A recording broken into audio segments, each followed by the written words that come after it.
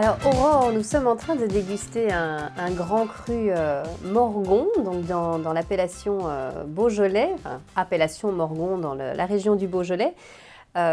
Tu nous expliquais effectivement qu'un seul cépage est tellement de variétés de vins différents et tous ces arômes qui se distinguent vraiment des autres types de rouges. D'où viennent-ils concrètement ces arômes?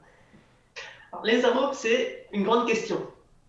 Souvent, quand on goûte le vin, voilà, on va mettre des noms dessus. Donc là, clairement, on parlait d'arômes de cerise, on parlait d'arômes de fraise, Oui, qui sont assez caractéristiques au nez. Maintenant, c'est pas parce que on a des arômes de cerise ou de fraise qu'on va mettre de la cerise ou de la fraise dans notre vin. non, C'est une question que j'ai déjà entendue. oui.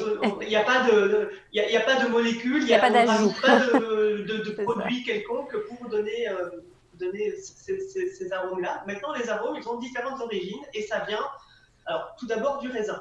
En fait, là, on va essayer de distinguer trois sortes d'arômes différents. Le premier type d'arôme que l'on peut avoir, c'est les arômes qu'on appelle primaires ou les arômes variétaux. Ça, clairement, ça vient du raisin, du cépage, du terroir et des pratiques culturelles de la façon dont est travaillée notre vigne. Donc là, par exemple, eh bien, le gamay, on a des arômes assez caractéristiques de cerise, de violette. Euh, je prends par exemple un Cabernet Sauvignon. Là, Oui. on va partir plutôt côté Bordeaux.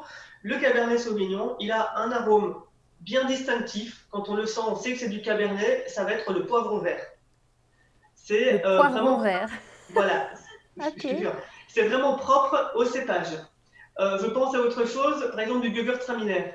Le Gewürztraminer, là, on va avoir des arômes de litchi.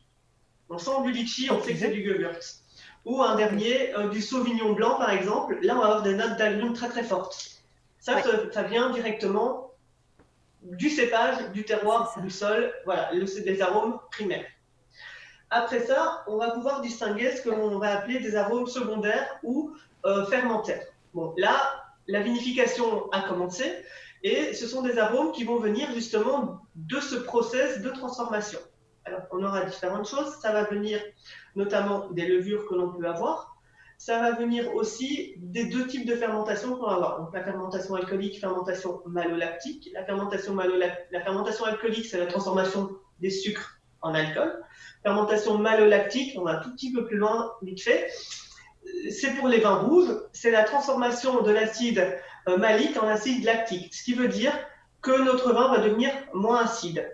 Ce sont des fermentations qui se passent dans notre cuve pendant la vinification, mais ça va surtout aussi impacter nos arômes et on va avoir des transformations microbiennes qui vont faire que les arômes vont évoluer. C'est ça. Les levures que l'on va utiliser vont aussi impacter. Le temps de macération va aussi impacter justement sur ces arômes. Ce sont des petites. Les arômes, ce sont des molécules qui sont volatiles et qui vont évoluer au fur et à mesure du temps. Qui vont Donc, muter, qui vont se transformer.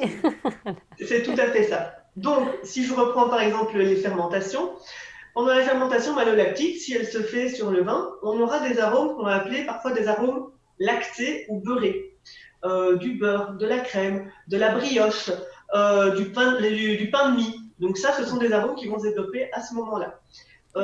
Ces arômes, après, selon la vinification, ça peut encore évoluer un petit peu sur ce qu'on appelle des arômes plus empyromatiques, c'est-à-dire de torréfaction, des Ah arômes oui, un petit peu ok. brûlés, de café, Fumé ou de ouais. fumée, de tabac, du Mmh. toasté. Voilà, Ouais, là on va être sur... Ça, ce sont vraiment les arômes qui vont se dégager de la vinification en elle-même. c'est ça. D'accord. Dernière chose, une fois que tout Oui. ça, tout notre process est fait, que notre vin est terminé, on va faire l'élevage, on va faire vieillir notre vin. Et là, à ce moment-là, selon le type d'élevage que l'on va faire, on va avoir des arômes d'un troisième type qui vont pouvoir se développer. Alors, tout dépend évidemment de chaque vin, bien évidemment. C'est ce qu'on va appeler des arômes tertiaires ou des arômes propres à l'élevage du vin. Là, ce qui va rentrer en compte, eh bien, ça va être notre mode d'élevage. Si on élève notre vin simplement dans une cuve inox, cuve béton, dans ce cas, on n'aura pas trop de modifications parce que ça n'aura pas d'impact sur notre vin. En revanche, si, je pense à autre chose, si notre vin est travaillé avec ou sans soufre, ça va aussi pouvoir évoluer d'une façon ou d'une autre. si pour un blanc, par exemple, on fait un élevage sur lit. Alors là, je pense surtout à la Bourgogne, qui est une façon d'élevage propre à cette région, même si elle se fait un petit peu ailleurs aussi. Les lits, c'est quand on... Alors là, c'est propre à la vinification du vin blanc exclusivement. Quand on va faire notre vinification, on va avoir les levures qui, à un moment, vont mourir. Elles vont transformer le sucre en alcool, elles vont être présentes dans notre cuve, et quand elles auront fait le job, eh bien, elles vont mourir, tomber, sédimenter dans le fond de la cuve. Et une fois que nos levures sont mortes, on appelle ça des lits. Ces lits, si on décide de les remettre en suspension, donc dans ce cas, on va un peu remuer la cuve, si tu veux, bâtonner, comme on dit. Si on remet nos lits en suspension, ça va apporter aussi du gras, de la texture, un petit peu plus d'ampleur dans notre vin. Matière en plus, quoi. Oui. Exactement. Moins sur le vide, sur la fraîcheur, mais plus de rondeur. Donc ça, c'est aussi lié aux arômes, des arômes qui peuvent se développer suite à l'élevage de notre vin, pour les blancs. D'accord. Je pense à une dernière chose. Si on élève notre vin en fût, là aussi, ça va se goûter, ça va impacter. Et là, on peut distinguer deux choses. On va distinguer alors, le type de bois que l'on va utiliser. Donc, on est en France. Souvent, on utilise du chêne français, donc pour la plupart qui vient du centre de la France. Ce chêne français, il a une petite particularité que l'on peut distinguer à la dégustation, c'est que souvent, il va dégager des notes un petit peu de vanille, qui sera propre à ce type de vin-là, à ce type de bois-là. Maintenant, si on fait un élevage en chêne américain, là, on va dégager des notes de noix de coco, qui sont très reconnaissables du type de bois utilisé. Terrible, oui, d'accord. Alors, ici, franchement, souvent, on a plutôt les arômes de vanille que de la coco, parce que voilà, on utilise quand même du bois produits locaux, oui. Et puis, ce qui va aussi impacter là-dessus, ça va être le type de chauffe. Quand on va construire notre fût à la demande du vigneron, on va pouvoir chauffer légèrement, moyennement ou intensément notre bois. Et l'intensité de la chauffe va aussi dégager des arômes plus ou moins importants. Tout ça pour te dire que donc, les arômes tertiaires ou les arômes d'élevage peuvent aussi venir de tous ces différents modes de fonctionnement du vigneron. Et donc à la fin, on a un vin qui mixe les trois types d'arômes. Donc on va avoir des agrumes avec ce côté vanillé.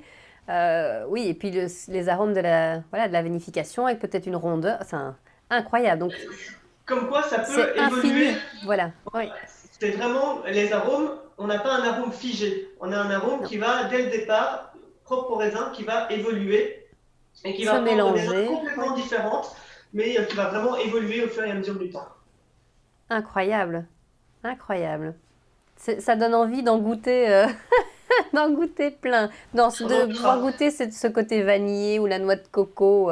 C'est vraiment, vraiment intéressant de voir ce qui rend un vin unique et sa fabrication vraiment unique. Merci Aurore pour toutes ces informations sur les arômes. Je pense qu'on va goûter notre vin avec un petit peu plus d'arômes en tête pour pouvoir le goûter.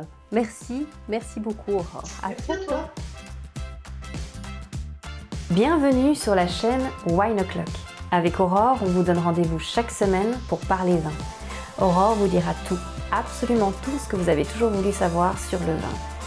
Abonnez-vous pour ne manquer aucun rendez-vous Wine O'Clock et surtout, n'hésitez pas à commenter et à nous soumettre vos questions sur le vin. À très bientôt et belle découverte!